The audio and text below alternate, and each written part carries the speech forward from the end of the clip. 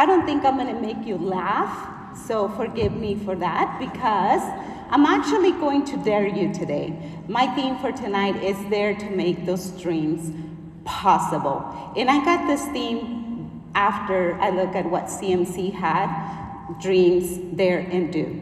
But how do we make dreams come a reality when we work with students who are migrant students, or we work with students who are EL students, or foster students, or sometimes we work with homeless students, special ed students, newcomers, all of those. We put labels right away on our students, but yet we forget the labels belong in jars, not humans.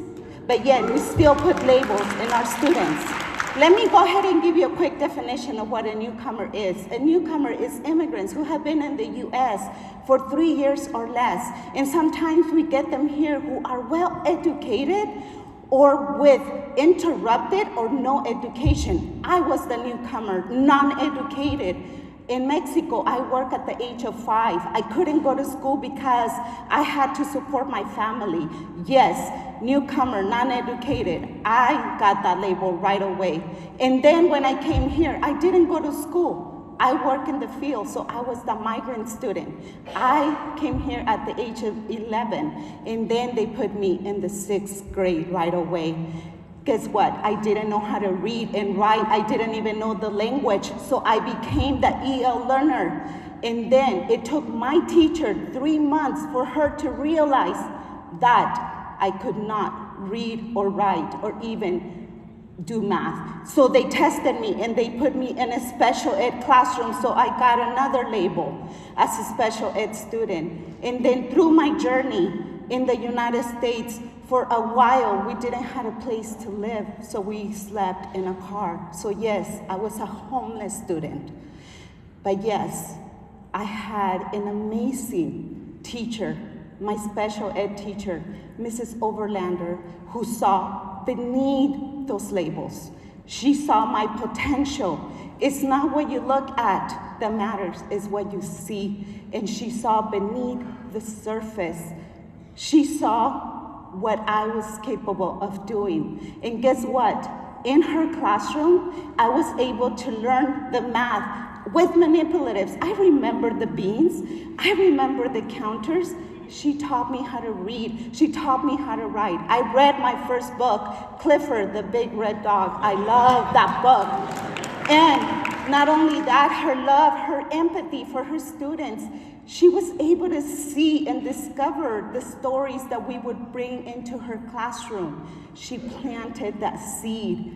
I wanted to be just like her. So when I became a teacher, I taught at Emerson Middle School. Guess what? 94.3% of our students were minority students.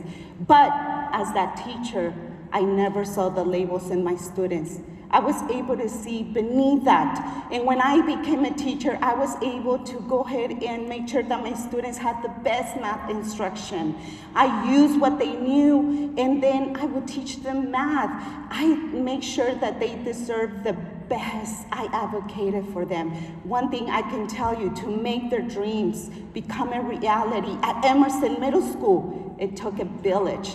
Yes, that's what it took. It took a village for our students to be successful. Like Philip, he loved soccer and he hated math. He was my student. Mr. Clear, his coach, coached him for football. I helped him with math. He wanted to be an NFL player. He is an NFL player. But one thing that I can tell you right now, we had to change the way we look at things, and the things that we looked at, they changed. But again, you have to see past those labels.